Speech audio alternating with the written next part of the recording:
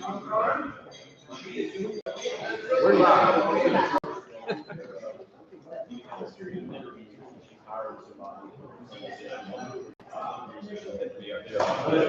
It worked out well for me.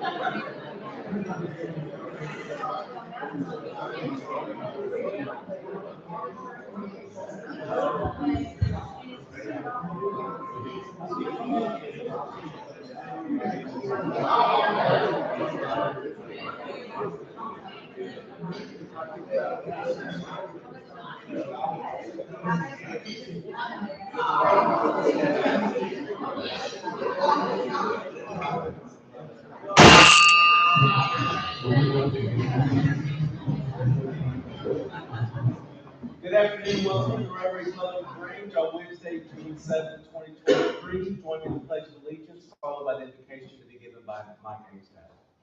I pledge allegiance to the flag of the United States of America and to the republic for which it stands, one nation, under God, indivisible, with liberty and justice for all.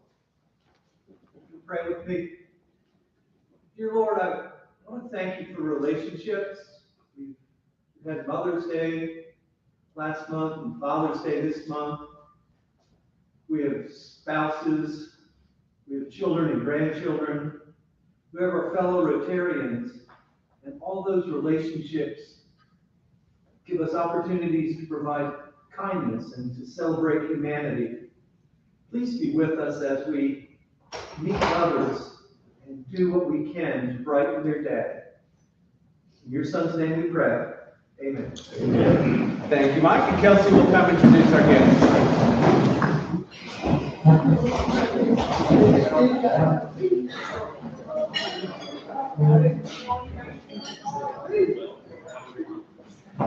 Good afternoon. It's my pleasure to introduce our guests. Please stand when your name is called and remain standing until all guests have been introduced. First, we have Zachary Taylor, guest of the club. Next, we have Shirley Wynn, guest Jake Jones, who is affiliated with Sonoma State.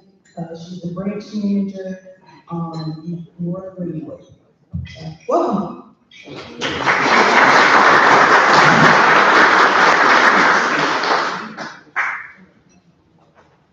Thank you, Kelsey. A few birthdays and anniversaries. Father Tim has a birthday today.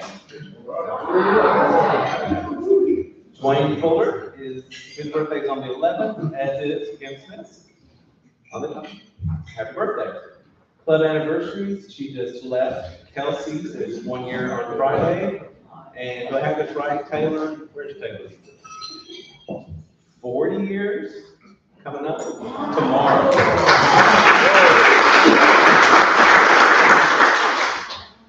Congratulations. Wedding anniversary, some big ones coming up. Susan and Sir Charles Ferguson are 41 years 2 days ago. Jim and Guthrie Killebrew, 55 years? 55 years today. Yeah, people like our biography, I was Joe that deep. Well, congratulations. And I don't see Sandra Bowie here today, but Sandra and Pat's 60-year anniversary was on Friday. So congratulations.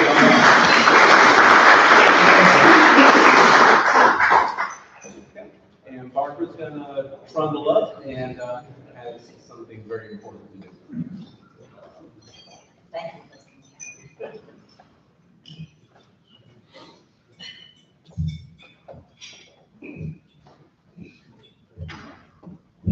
Each year, the students of the West Georgia Community Interact Club, we do a program where we help kiss polio goodbye.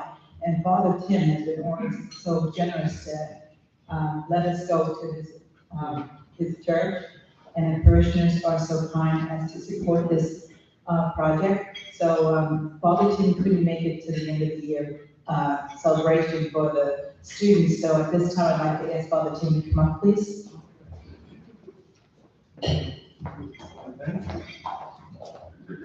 This is for the parishioners of St. Peter's. Thank you. And this is for you. We'll carry Father Tim. Okay, thank you very much. God bless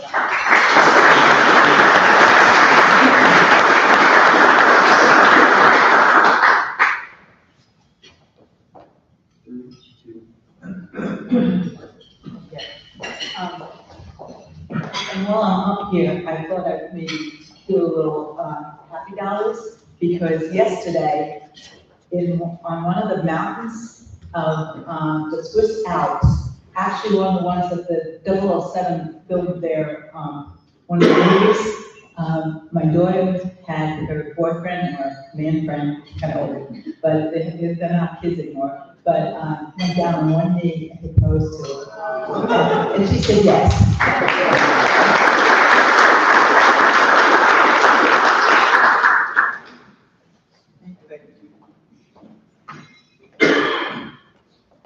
Okay, well, all the other people, and I can feel there's a bunch of them that are happy and have a dollar, are on their way up. Just want to remind you, go ahead. I know you're happy and you have a dollar, so come on now. Come on now. Okay, I'll keep going. The annual banquet is next, a week from tomorrow. So there's no Wednesday meeting next week, so don't come here. Well, you can, but we won't hear. And if you have not told Barbara that you're going to the banquet, you desperately need to tell her that, because she has to give them a count tomorrow, correct? Okay. So if you're not sure, or you just know you haven't, be sure to tell Barbara. And nobody's happy, or you still have a dollar, or both. Okay. Fine. Okay, well, let's move on to, Kelsey, anniversary, that's your 1 year anniversary.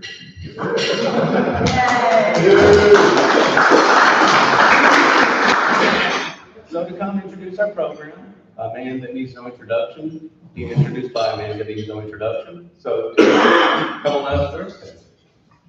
There he is. Come on up.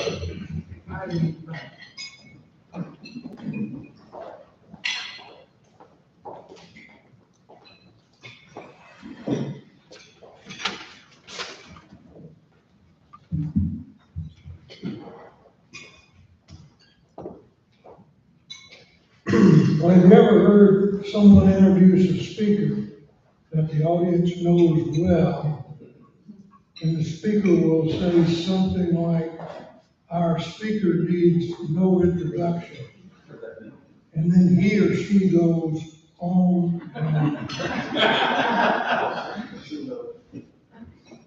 I'm not going to take Jim's speaking time today. We know him. We know that he accomplished in our community what he accomplished as a lawyer, civic leader, city councilman, and 9 years as mayor of LaGrange. We are proud of his new role in Atlanta, representing all the cities in Georgia who have business with the gold on the crown. I believe Jim's new position will provide long-term benefits for LaGrange, Troup County, and the whole state of Georgia. Please join me in extending a warm LaGrange Rotary invitation to Dr. Jim Thornton.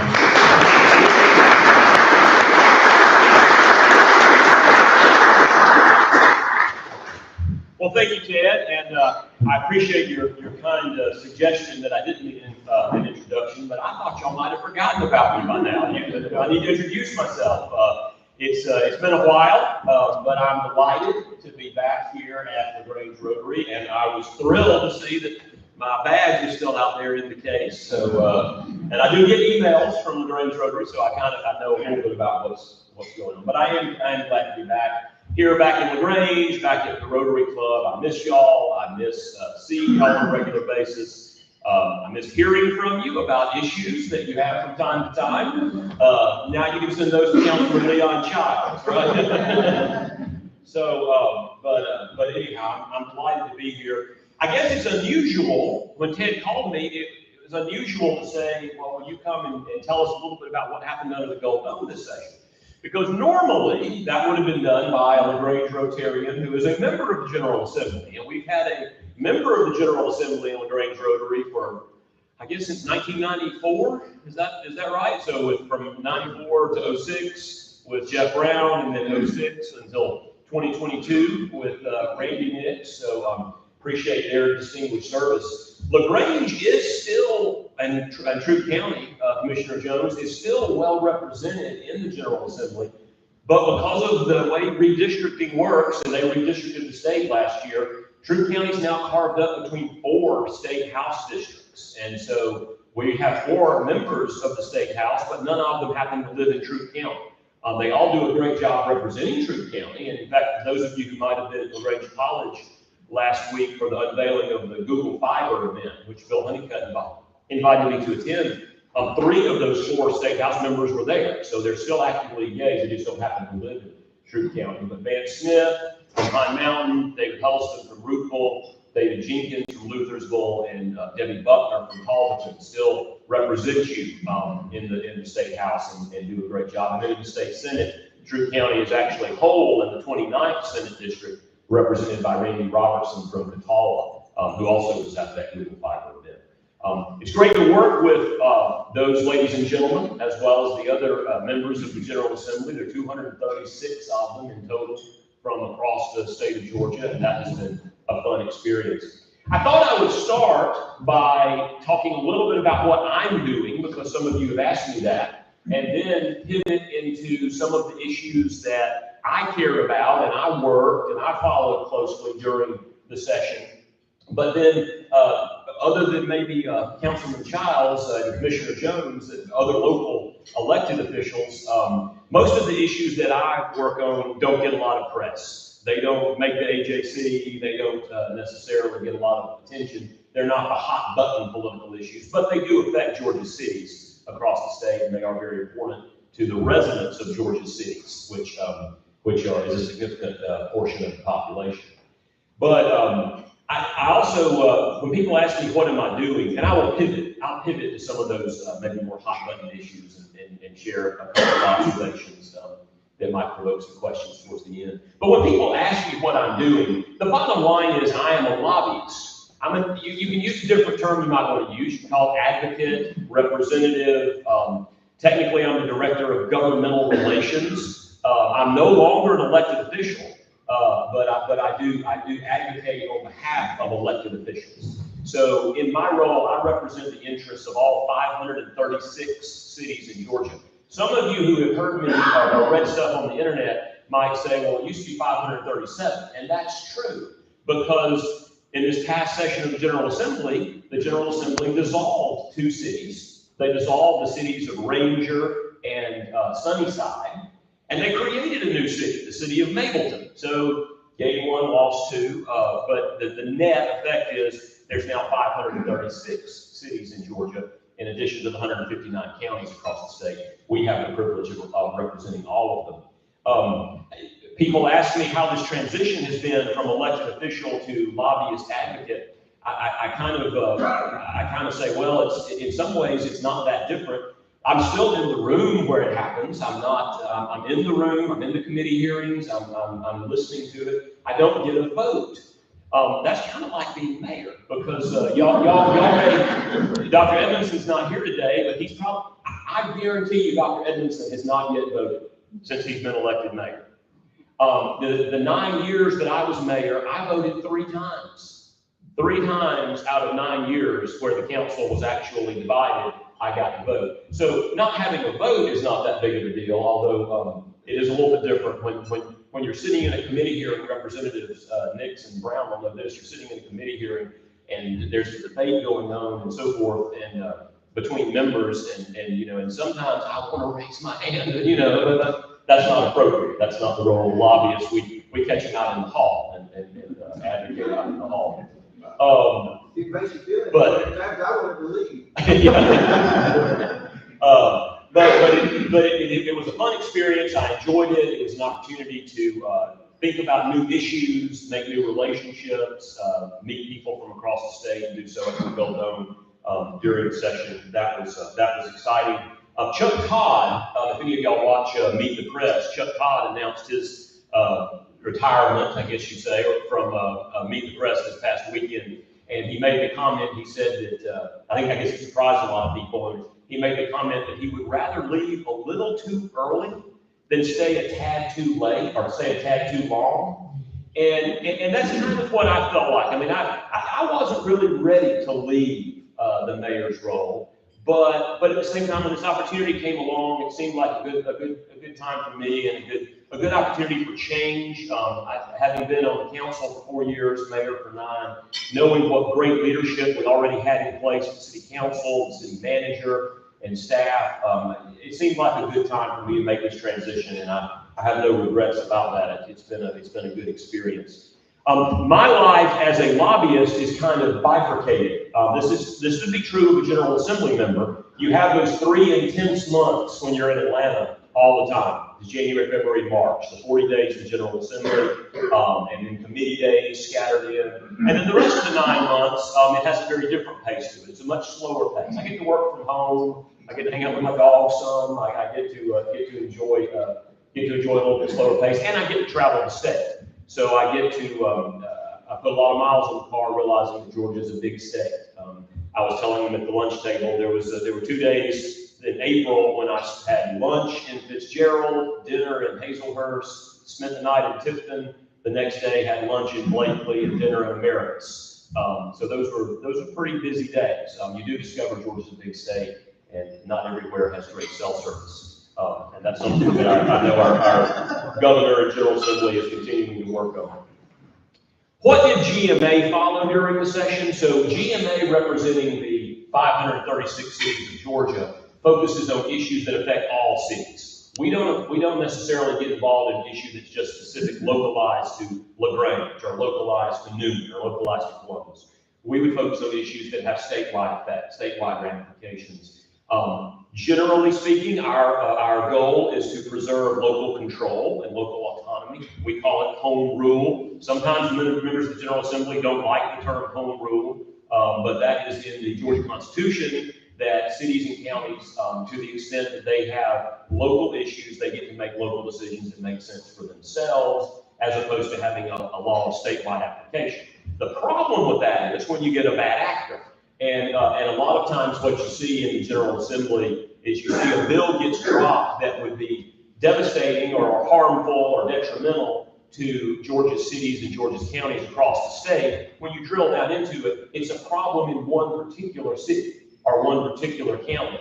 But the General Assembly cannot pass a law that just applies to LaGrange or just applies to Troup County. Generally speaking, they can't, except the local laws, but generally speaking, they cannot pass laws that are that specific. They have to pass a statewide law. And sometimes it's kind of like the old example of kids in the classroom, where there are 30 kids in the classroom, and one's acting out, the whole class gets punished for it. That's sometimes how it feels like. You have, in 536 cities, I'm not going to say that they all run as well as LaGrange. But there are always examples where a city may do something or a county may do something that gets the attention of the General Assembly and they want to find a statewide solution. We generally try to work to see if there's ways to fix the problem without passing a law of statewide applicability. In this past session, we spent a lot of time talking about sales tax.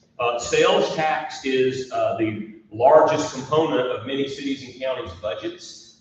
As you know, here there is a local option sales tax, a 1 penny local option sales tax that's allocated between the 3 cities in the county. Obviously, there's also SPLOST taxes and then educational SPLOST taxes.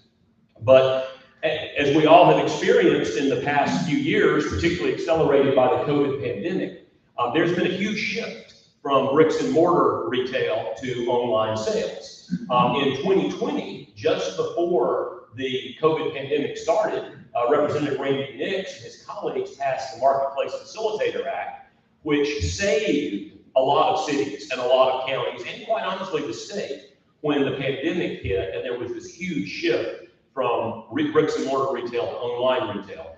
But we're continuing, Randy, to tweak that. And so one of the things that was not captured in the Marketplace Facilitator bill were video downloads and video game downloads. And there's a lot of money that's spent on these. And so if you go to Walmart and you buy a DVD, you pay sales tax on it. But if you go on Amazon and buy it, not rent it, but buy it, so it's yours forever, you don't pay sales tax. Well, that's something that the General Assembly fixed in this session. So there are continuing to be efforts. That was Senate Bill 56. It started out as House Bill 170. It got bogged down in some alcohol fight on the Senate side, but State Representative Casey Carpenter was able to pull the language from HB 170 and drop it onto SB 56 and get it passed, and it passed both houses and the governor signed it. And that's about $100 million net revenue to Georgia's cities and counties, even more than that to the state. But it also levels the playing field so that different retailers are not selling the same product to the same customer and having it taxed differently. It's a leveling of the playing field. We also, along sales tax, are spending a lot of time working on loss. Commissioner Jones, Councilman Childs, anyone who's followed local politics in the last year or so knows that every 10 years, Georgia's cities and counties have to renegotiate their loss distribution. This is not the SPLOST, this is the loss. This is the permanent 1 cent that rolls back property taxes. LaGrange gets 45%, Troup County gets 45%, Hogansville and West Point each gets 5% locally. But there were a lot of contentious negotiations. And in fact, the deadline for that loss agreement with the Department of Revenue was December 30th. Every county that has a loss had to have their agreement in by December 30th of 2022. And Griffin and Spalding was the last, when at 4 p.m. on December 30th, they held 2 emergency meetings of the City of Griffin Council and County Commission of Spalding County and reached an agreement. But it was not a fun process for anybody to go through, and so consequently, we had legislation filed that we didn't like on both sides. The counties didn't like some, the cities didn't like some. Those bills, nothing passed. We spent a lot of time working with members of the General Assembly, many of whom had never served in local government. Of course, Representative Brown was a city councilman before serving in the General Assembly. That's kind of the exception. There are not a lot of members of the General Assembly who had served as mayors or county commissioners before serving. So we had to do a lot of education, explaining how this plays out on the ground, how this works in the real world. Nothing got passed this cycle, but instead the House and Senate created study committees there's one Senate committee, and then there's a joint Senate and House study committee, but they're both working on the same basic issues, trying to figure out, is there a way in the off cycle to improve that negotiation process. I spent a lot of time focusing on the truck weights bill, which you might have heard about, HB 189.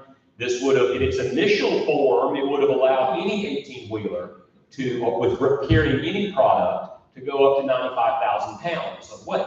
Well, the reason that's relevant is the current law says 80,000 pounds, and that's the limit on the interstates. So if you go up to 95,000 on city and county roads, then a lot of trucks that are prohibited from going on the interstate would be able to carry their products on local roads. Well, as anybody knows, the city of LaGrange does a great job building roads, and the county does as well, but they're not built to the interstate standard. I mean, those are the most well-built roads in America. The interstates are the thickest amount of concrete. Senator Steve Gooch even brought, the majority leader even brought a cutaway of an interstate. You're not supposed to have props in the well, but he was the majority leader, so he got away with it. And had a cutaway of interstate, cutaway of local road, and it was very informative. Ultimately, the bill passed in a compromise form. It carved out Metro Atlanta because of congestion issues. It limited the weight to 88,000 pounds, not the 95, and it provided only for 5 preferred industries, which are agriculture, timber, poultry. There was some very, very limited number of industries, and importantly, for the first time in about a dozen years, it authorized local law enforcement of weight, which would allow local sheriffs and so forth on county roads, police to stop and weigh vehicles. So that was a significant win. It was a compromise. At the end of the day, as I used to say when I was mayor, I would say this to city council members, the sign of a good agreement is that nobody likes it, but everybody can live with it. And that was kind of where we got on the truck weights bill. And then we spent a lot of time this session at GMA talking about housing, which is a statewide issue. It's an issue that bubbles up in all kinds of interesting places, from the affordability of housing to the quality of housing, and particularly the quality of rental housing, to the mix of single family versus multifamily housing, to workforce housing, because as you know, Governor Kemp has been, and Pat Wilson at Economic Development have just been amazing at recruiting industrial projects. But the projects they have recruited and have landed in Georgia are in places like Morgan County and Bryan County and northern Bartow County, where there's not a lot of housing. And so one of the governor's big concerns is that we've been very successful as a state in bringing large industrial projects, but they're located in places that don't necessarily have a lot of housing stock.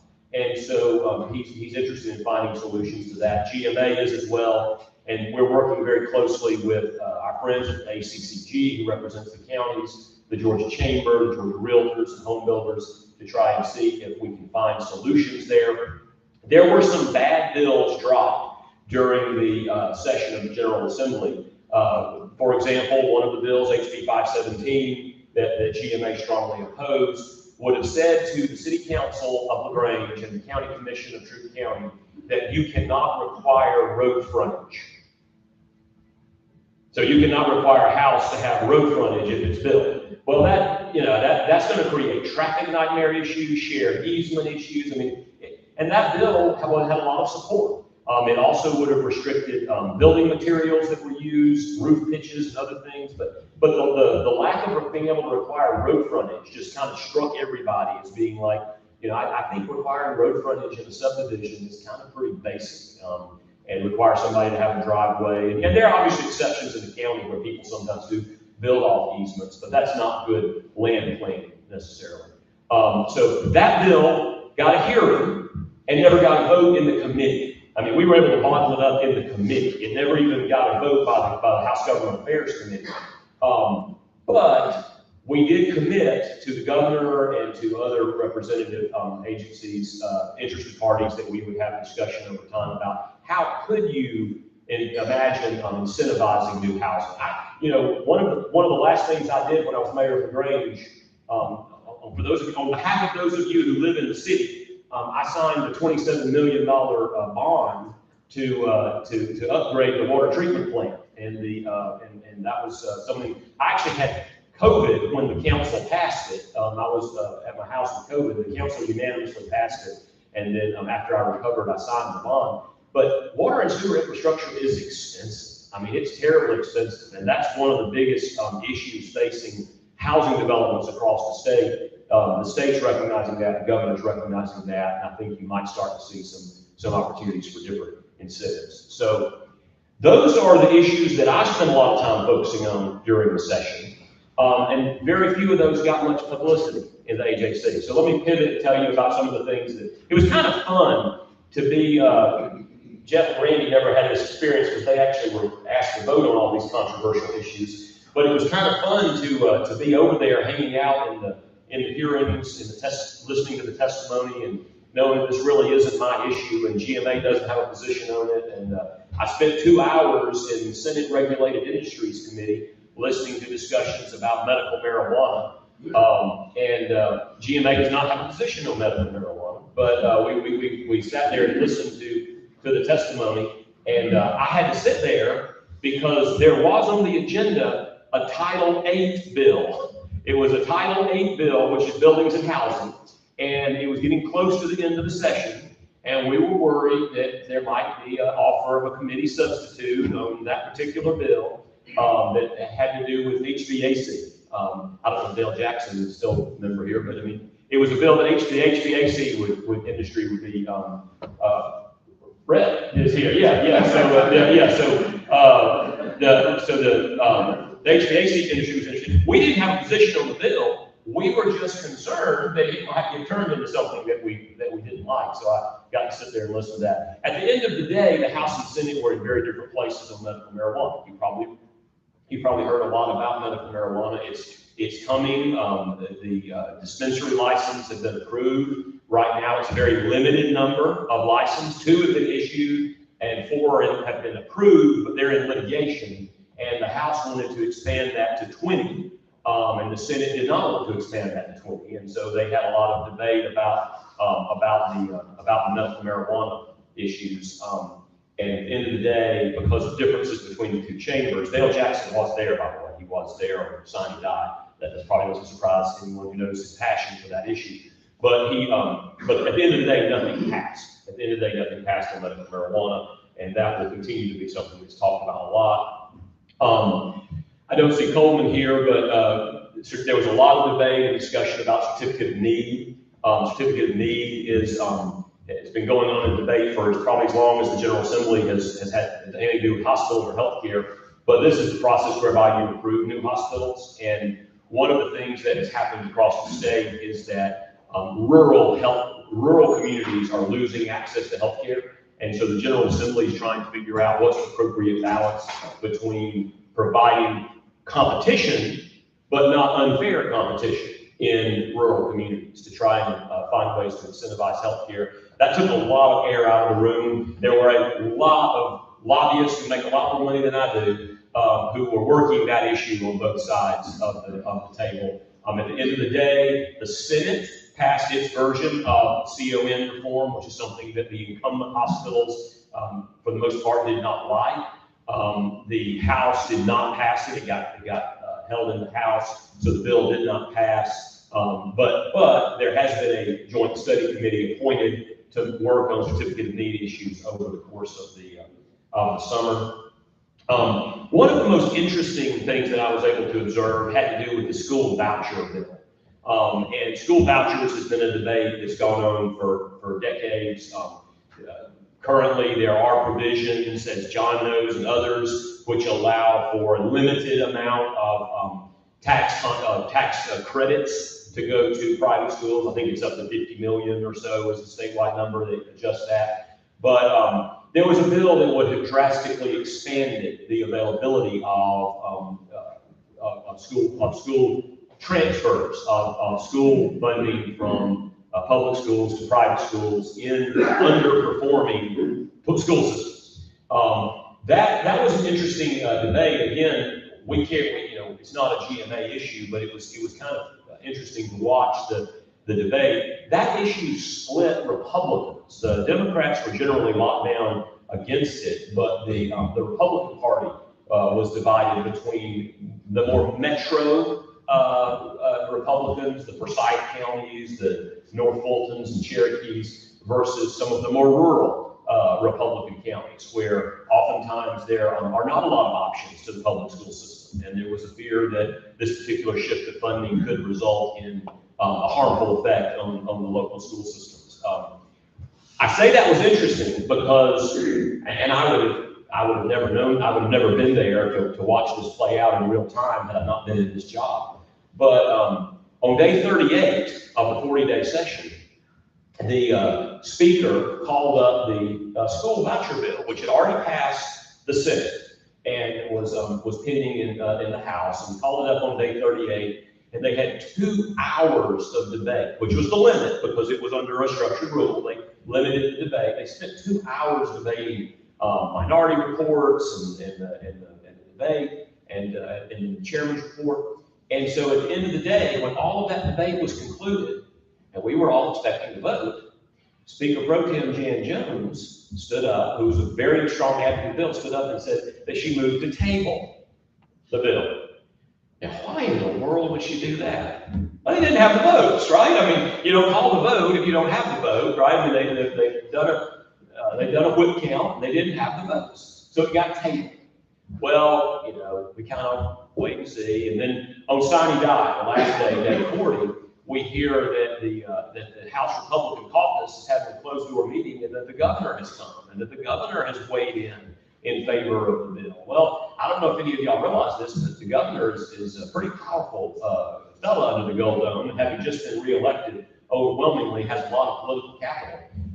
And so we, those who were like prognosticating, thought, okay, well, this is probably going to seal the deal for the voucher bill. It's going to pass. And later in the day on Sine Die, of course, they call it for a vote. They hold the vote open. They hold the vote open, which what that means is that people are being lobbied on the floor by other members. They hold the vote open, and when the speaker closed the vote, the bill failed. The bill failed, and it failed because the House Democrats locked down. I think they had 16 or 18 House Republicans, mostly from rural districts, who voted against the bill. That was interesting to see. That shocked a lot of people. You could see that there were a lot of surprise lobbyists around the Gold Dome when that vote was read. Those are some of the things that got a lot of publicity, took a lot of air out of the room. You probably realize that we had new leaders in both the House and the Senate, with a new House Speaker in John Burns, a new Lieutenant Governor in Burt Jones. They had all new leadership team, all new committee chairs. The session got off to a slow start. As I mentioned, a lot of things didn't pass. No housing bill passed. Even the Speaker's housing bill, HB 404, which would have provided some limited landlord-tenant reform. Speaker Burns had a press conference to announce. It didn't pass the Senate. But all those bills that didn't pass stay alive, and when the General Assembly comes back in January 8th, 2024, all of those bills will be up for reconsideration. Let me just close with a couple of quick observations, and then maybe if I have 3 or 4 minutes, see if y'all have any specific questions I can hit on. So there's a lot of tension between how to best strike the balance between statewide solutions and local solutions. And Georgia is a very big, very diverse state. And with 536 cities, that ranges from the city of Atlanta with 500,000 people and the economic hub of the Southeast to Edge Hill, which is a population of 24 in East Georgia, and it's one of my member cities. So I mean, you have a lot of diversity. LaGrange, in that regard, is actually considered a large city. When GMA, when we have a meeting, and we're going to have one in 2 weeks, Councilman Childs will be there. When we have a meeting and we have our 536 cities, Councilman Bailey was there when he was on Hogan Hills Council. We divide them up sometimes into large, small, and medium-sized cities. And LaGrange is a large city. Now, I've never thought of LaGrange as a large city, but when you think about the diversity of cities across the state, it's pretty striking what is out there. And it's hard for these ladies and gentlemen who are members of the General Assembly to balance all of those interests on the statewide level. And so, our job at GMA is always to kind of keep into the fore of that diversity, and that one size doesn't fit all. People ask me sometimes about LaGrange. I mentioned that we no longer have a resident of LaGrange serving in the General Assembly, but we are well represented, and the issues of LaGrange and Troup County are definitely heard by the members of our local delegation, and they're very responsive to that. But back to my point about Georgia being a big state, here's my observation. This is editorial comment. My observation is that people under the Gold Dome, from the governor and the leadership in the House and Senate, when they think about, the good news is when they think about LaGrange, they have a generally positive impression. They think of LaGrange as a well-run city. They think of LaGrange as a growing city. They think of LaGrange as a city that doesn't cause them a lot of problems at the state level. And so it's a generally favorable impression. But I would also tell you that they don't necessarily think about LaGrange a lot. I mean, we're not the center of the state, right? We're not in Metro Atlanta. We're not where the population center is. We're not the tourism center of Savannah, et cetera. I mean, so sometimes people would say that's a good thing, right? Isn't it the ancient curse? May you come to the attention of those in authority. And so maybe it's a good thing to not be thought about a lot, and when you are thought about, it's generally positive. The final comment, just observation I would make. I don't know if any of you are involved in the local Republican Party and going to Columbus this weekend for the Republican convention. But Columbus is going to be the center of the political universe this weekend with the state convention because of former President Trump and other members of the GOP coming to Columbus for that convention. And don't worry, George, I'm not going political. I'm non-political now. I'm totally nonpartisan, non-political. This is just observation. But it's striking that Governor Kemp is not going. Attorney General Chris Carr is not going. Secretary of State Brad Raffensperger is not going. So all of these statewide Georgia elected Republican officials are not going to the state Republican Party convention, which is happening in the state. And I only say that to say that I think one of the things we're already starting to see campaigning in 2026 because Governor Kemp is, of course, term limited. One of the things that I observed firsthand in the General Assembly is that while the Republican Party is in control of the governor's mansion and the houses of the General Assembly, there are divisions inside the Republican Party. There are divisions inside the party, and those tend to manifest themselves in interesting places with metro versus rural, with other competing interests, sometimes just political interests. The Democratic Party seems to be much more unified right now, but of course, Greg Bluestein made the comment to me the other day that the reason that the Democratic Party can be unified is because they're out of power, and so they're all unified under one goal to get power, right? They're all united, and there may be some truth to that. It's probably more nuanced than that, but there are divisions within the majority leadership as well, which sometimes as a lobbyist, you try to use those divisions to your advantage, right? Isn't that how you visit? You have a client, and it's a lot like being a lawyer, and you have a client to represent their interests, and I try to do that for Georgia cities, and by extension, the residents of those cities. So I'll stop and see if y'all have any questions for me. Dr. Gilbert? Yeah, Jim, listening to all the issues you reported on, gun control was conspicuous for absent. Did that not even rise to the attention of the General Assembly? So it did not rise to the attention of actual debate or legislation. There were bills filed, and there were press conferences held primarily by Democratic members of the General Assembly who dropped various gun control bills, but nothing. One gun control bill got a hearing in a committee, and that was the bill that would have, I think, would have required like a locking mechanism for a gun in a house with a minor child. It got a hearing, but it never got a vote. And the other gun control bills did not. I think, I think there was speculation that the Republican leadership of both chambers felt like they had done what they wanted to do on gun control in the prior year with the constitutional carry legislation, and that there wasn't much of an appetite to take anything else up. So nothing was debated seriously, nothing passed. Can you tell us how the CON reform would have affected LaGrange and Troup County? I don't know how it would have affected Troup County directly. What got publicity was the bill in question would have dealt with a Butts County situation where there was a private hospital that wanted to open a private hospital in Butts County over in Jackson, and Wellstar has an incumbent hospital in the area that's assigned to that territory, and so it would have, the fear with a new hospital coming in like that is that they will poach the private pay they'll patients and leave just the Medicare, Medicaid, and indigent patients at the incumbent hospital. And so finding that right balancing act is a concern. But at the same time, there was a feeling in the rural part, that particular part of the state, that they were not, they needed more healthcare and they needed more access to healthcare. And I think everybody wants to provide more access to healthcare. So the issue was brought about in part by striking that balance. How the bill itself would have played out in LaGrange, I don't know. I mean, I feel like, Wellstar has such a huge presence here, it would be difficult for an incumbent, for another hospital to come in, but I guess it's not. I don't know enough about that industry to know if it would make sense. But at the end of the day, that's going to be the discussion between the Senate and the House on the study committee, is how do you strike that balance between providing access without damaging the incumbent hospitals. Maybe one last question. Did anything ever come up about the internet?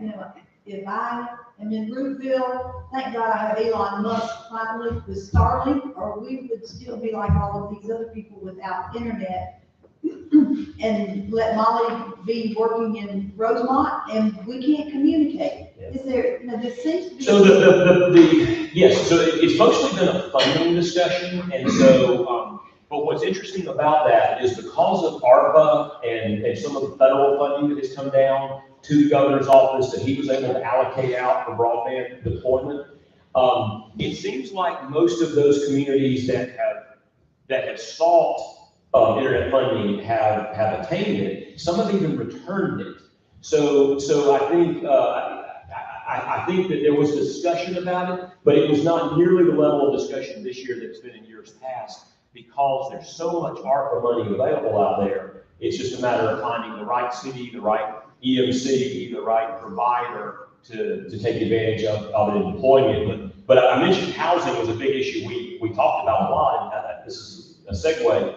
Is the governor put $37 million in his budget this year for workforce housing.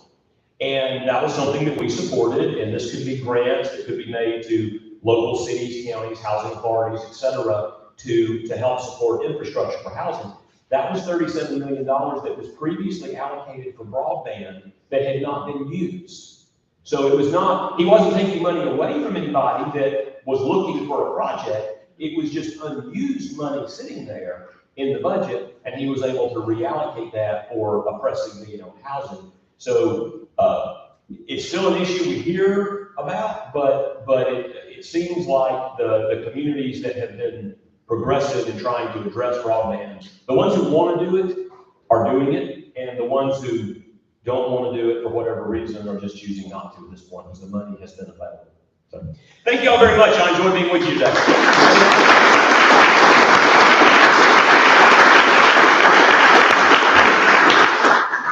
Thank you, Jim. We probably quote this in honor of great appreciation for your speaking today. We're going to give a gift to something, which is. It